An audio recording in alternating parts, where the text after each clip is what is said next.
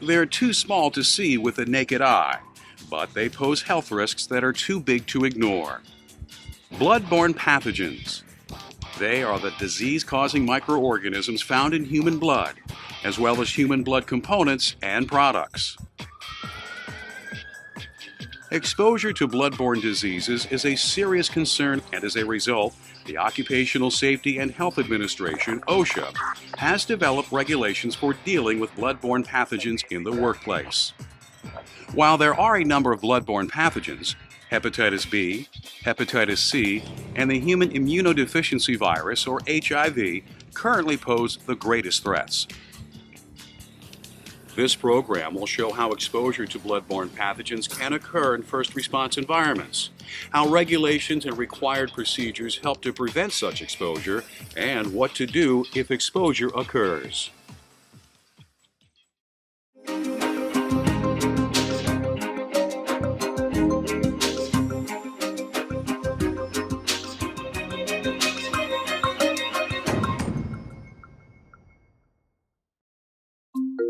The dangers associated with the HIV pathogen have received a great deal of public attention.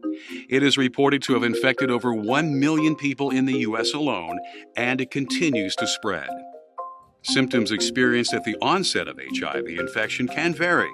They include weakness, fever, sore throat, nausea, headaches, diarrhea, and other flu-like symptoms. But many people with the HIV virus show no apparent symptoms for years after their initial infection. There is still no proven vaccine that can prevent HIV and no known cure.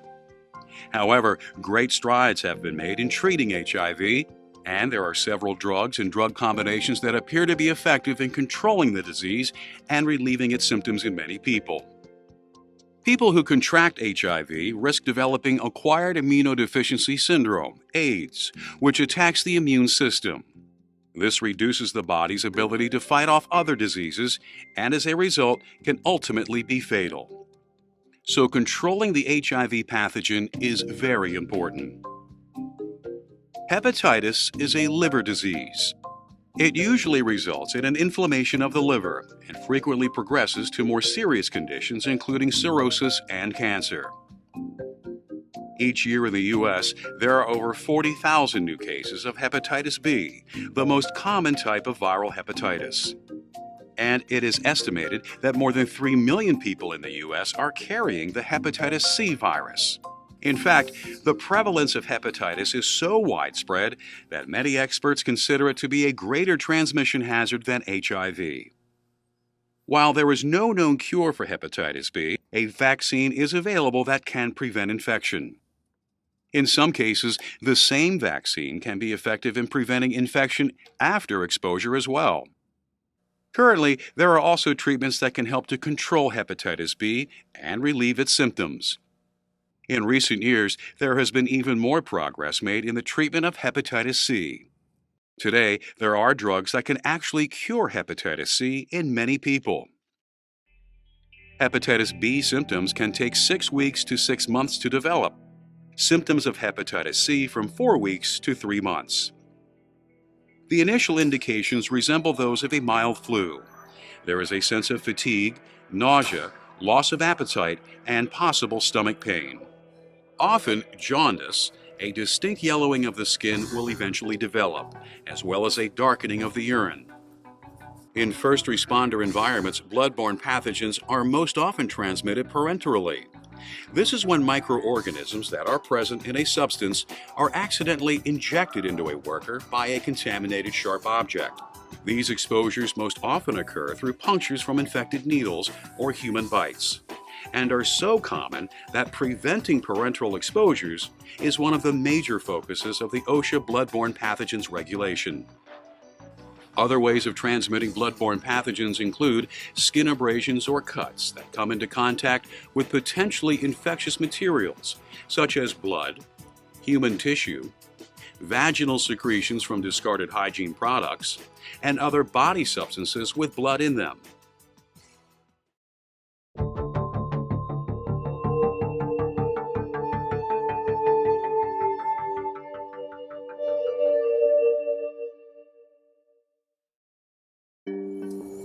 Now let's take a look at what OSHA's bloodborne pathogen regulation requires of your group.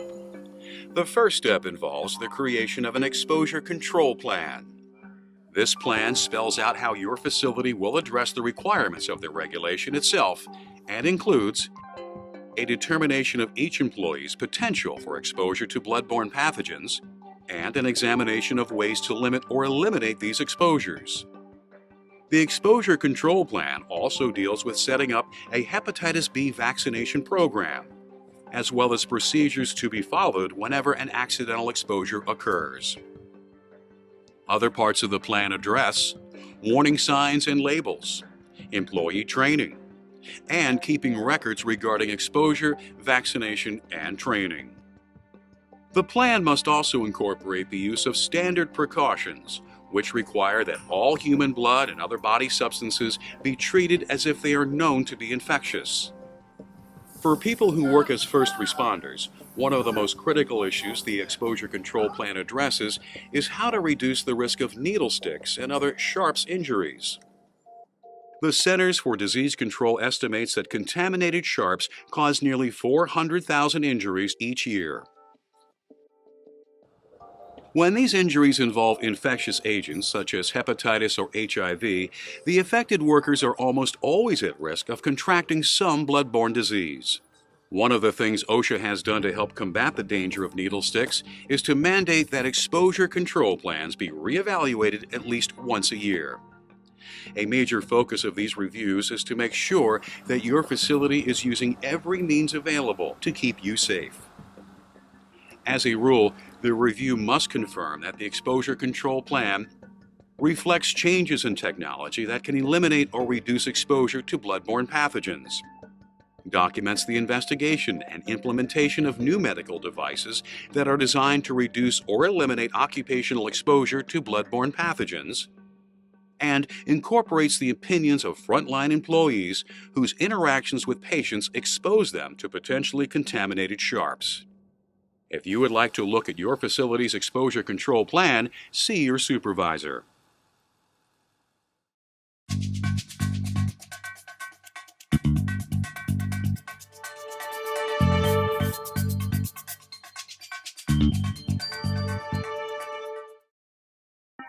Now let's take a closer look at the most important parts of an exposure control plan. Labeling is the most visible requirement in the regulation. Containers carrying any potentially infectious materials, such as blood or tissue, must be marked with a biohazard label. Biohazard labels must also appear on any equipment and materials that are suspected of being contaminated, such as stretchers and air packs, or police evidence, such as weapons and clothing. The word contaminated indicates the presence or anticipated presence of potentially infectious materials on an item or surface. Biohazard labels are fluorescent orange-red, with the biohazard symbol in a contrasting color. The word biohazard is also marked on the lower portion of the label. Red bags or red containers can substitute for these labels. There are several exceptions to these labeling requirements. Individual containers of blood do not have to be labeled if they are placed inside another labeled container for transport or storage. Labeled blood products released for transfusion or other clinical use are also exempt, as long as these specimens remain in the facility. Common places that you will see biohazard labels include refrigerators and freezers containing blood or other potentially infectious materials, containers used to store, transport, or ship these materials, contaminated equipment awaiting cleaning, and containers of regulated waste. In this case, regulated waste refers to several things, including potentially infectious materials such as blood, items such as used bandages and dressings, contaminated bedding and towels. Contaminated sharps, including needles, scalpel blades, and broken glass, are also considered to be regulated waste. So are containers that may have had infectious material in them. In addition to encountering victims of accidents or violence, activities where you might reasonably expect to encounter bloodborne pathogens include handling blood products, emptying trash and performing other cleaning duties, changing linens on stretchers, beds, or examination tables, refilling first aid kits, working with soiled laundry, handling contaminated equipment, examining crime scenes, and preserving evidence. Your employer has compiled lists of job classifications and activities that may present a risk of exposure to bloodborne pathogens. These lists can be found in your group's exposure control plan.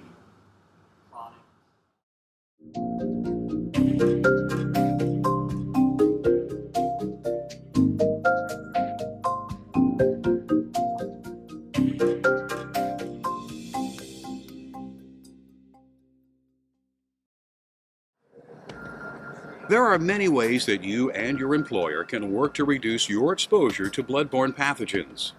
They include the use of standard precautions, remembering to treat all blood and body substances as if they are infectious. Engineering controls, following safe work practices, the use of personal protective equipment, and appropriate housekeeping practices.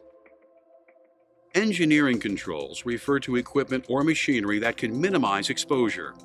Your facility uses many of these already, such as puncture-resistant sharps containers, tongs to pick up contaminated materials, and sharps with engineered injury protections such as self-sheathing needles. Safe work practices reduce the potential for exposure by focusing on the safest ways to perform tasks. Hand washing is one of the most important. If you have been involved in a situation where you may have been exposed to bloodborne pathogens, OSHA requires that you wash your hands immediately after removing any gloves and personal protective equipment that you are wearing. When you're finished, remember to use your towel to turn off the faucet.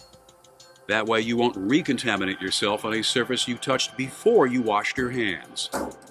You must also rinse your eyes, nose, or other mucous membranes with generous amounts of water if they have been exposed.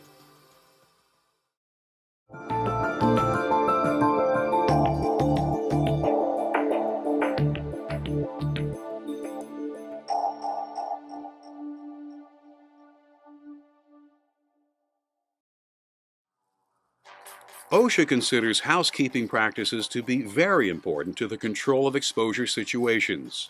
Written cleaning schedules specifying the methods of decontamination that are being used must be maintained to assure that all areas are clean and sanitary.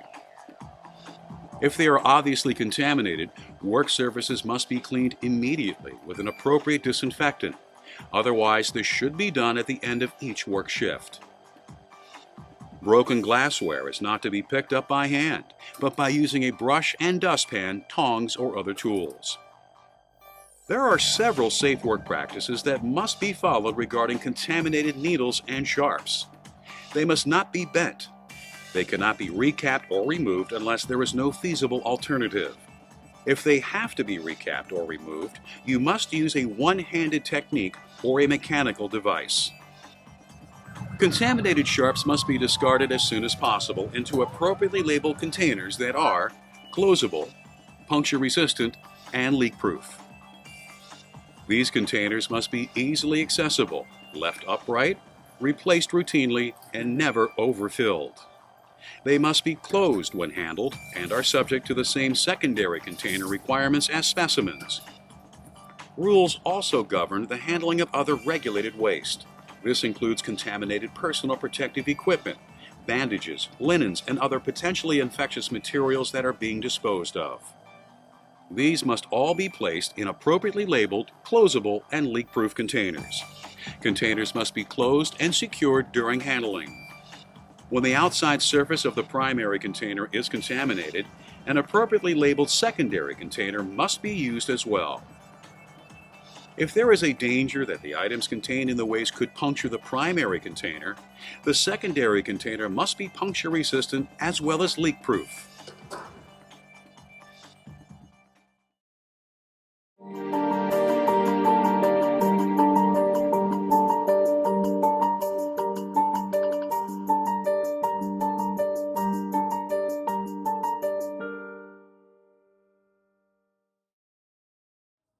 Another part of the bloodborne pathogens regulation concerns contaminated laundry. Laundry should be handled as little as possible and always bagged appropriately. It must never be sorted or rinsed at its originating location. Labeled or color-coded bags are required to transport laundry. Bags must be leak-proof if the laundry is wet and shows a potential for soak-through. Of course, all laundry must be handled with gloves and other appropriate protective equipment. OSHA also addresses personal workplace activities in the regulation. You should never eat, drink, or smoke in work areas where exposure to bloodborne pathogens could occur. Never apply cosmetics, lip balm, or contact lenses while you're in these areas either. And food or drink should never be stored where blood or other contaminated materials are kept. The last type of safe work practice the regulation addresses deals with equipment. If a piece of equipment is contaminated with blood or other body substances, a biohazard label must be affixed immediately. Once labeled, the equipment must be cleaned and decontaminated as soon as possible, using your facility's approved disinfectant such as diluted bleach. If it cannot be totally decontaminated, the equipment must remain labeled as a biohazard. Protective coverings on equipment must be replaced if contaminated. Before any piece of equipment is serviced or shipped, it must be inspected for contamination as well. All employees or service personnel who may come in contact with the equipment must be notified of the location and type of contamination that exists there.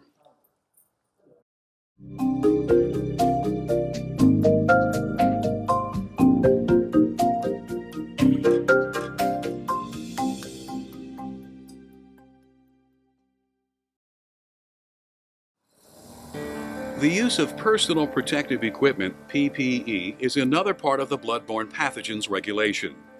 PPE must be worn whenever there is a chance of exposure to blood or other potentially infectious material. Gloves are mandatory in these situations. Disposable gloves should be replaced as soon as possible after becoming contaminated.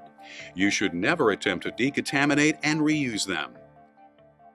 Disposables should also be replaced immediately when they are torn or otherwise damaged. Removing rings before putting on your gloves will help to keep them from tearing. Utility gloves, usually rubber or vinyl, are heavier and can be reused once they are decontaminated. However, they must be discarded if they are cracked, peeling, or otherwise damaged. Remember, you must change gloves and wash your hands after each exposure. If you are sensitive to latex, talk to your supervisor. Non-latex gloves will be made available to workers with documented latex allergies. Whenever there is a chance that fluids may splash or splatter, extra precautions need to be taken. At a minimum, masks and eye protection should be worn. There are a number of options to choose from. Standard safety glasses protect the eyes from direct exposure from the front. Side shields provide added coverage. Safety goggles fit snugly and provide complete protection of the eye region. Face shields protect not only the eyes, but the rest of your face as well. Pocket and other face masks are designed to protect the mouth and lip area. They should be worn whenever eye protection is used. Coats and other protective clothing can shield much of the body. They should be selected based on the degree and circumstances of your anticipated exposure and must effectively prevent the pass-through of fluids and other materials. Your group has personal protective equipment available for you in your work area. If you are unsure of the location of a particular item, ask your supervisor. You also need to be aware of your facility's procedures for handling personal protective equipment once it has been worn. Know the location of collection and disposal points and use them. Remember, you must take off your personal protective equipment before leaving your work area.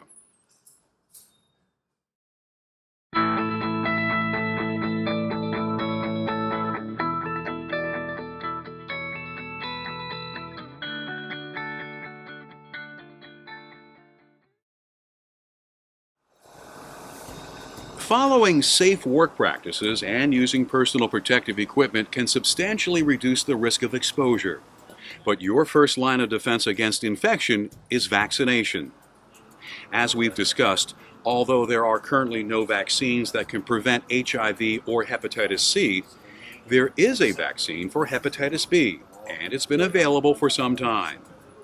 The vaccine is administered in 3 injections given several months apart.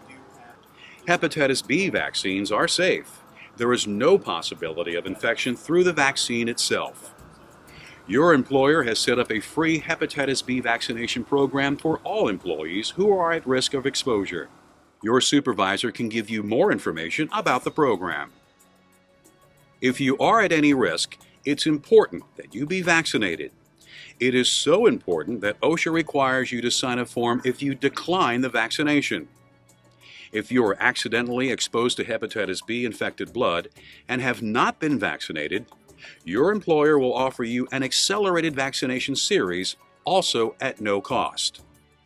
Early detection is extremely important because many forms of hepatitis B are slow to develop. Vaccination may prevent infection if given in time.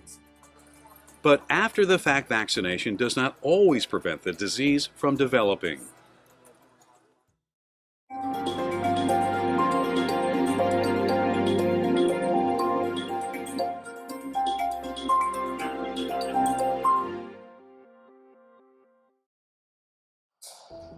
As careful as we may be, needle sticks, blood leakage, and spills can occur, so you need to know what to do in case of such an emergency. First, if you have come into contact with any potentially contaminated material, you should wash the affected area with soap and water as soon as possible. If the incident involves a spill or leak, you should soak up the material or contain it using absorbent barriers. Next, any surface that has been contaminated should be cleaned with your facility's approved disinfecting solution.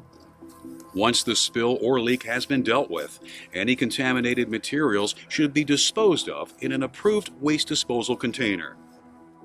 Any disposable personal protective equipment that has been contaminated should also be discarded. Reusable equipment should be recycled for decontamination.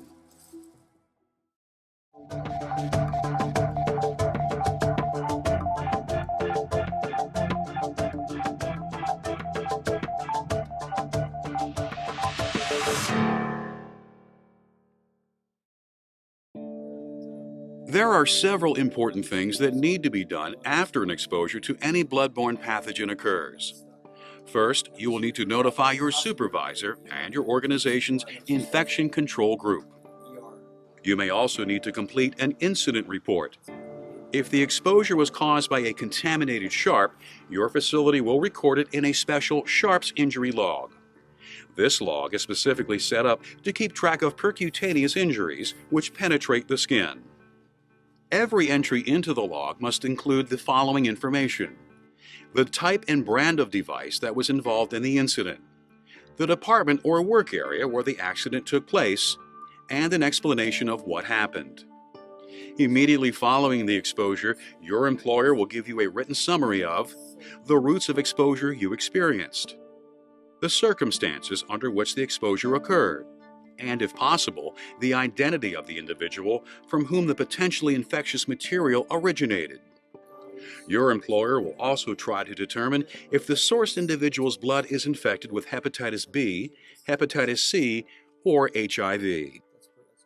An appointment will then be arranged for you with a healthcare professional to review the medical implications of what took place.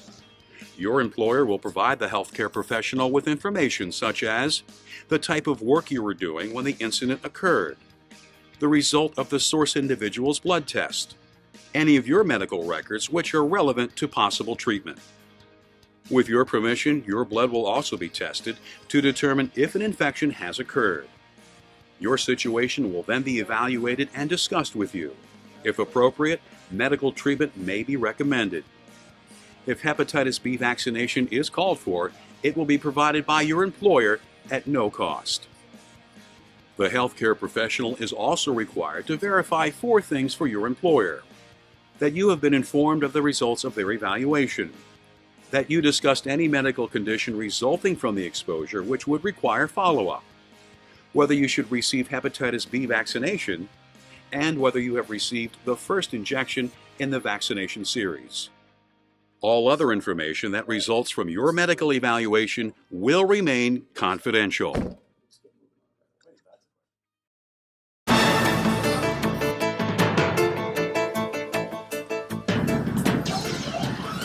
We've seen that bloodborne pathogens can pose real health risks for first responders, but there are practical ways to control these risks. The work you do saves lives. OSHA's Bloodborne Pathogen Standard creates a strong foundation for keeping you safe from infection while you're doing it. Now you have the knowledge and skills to do your job even more safely every day.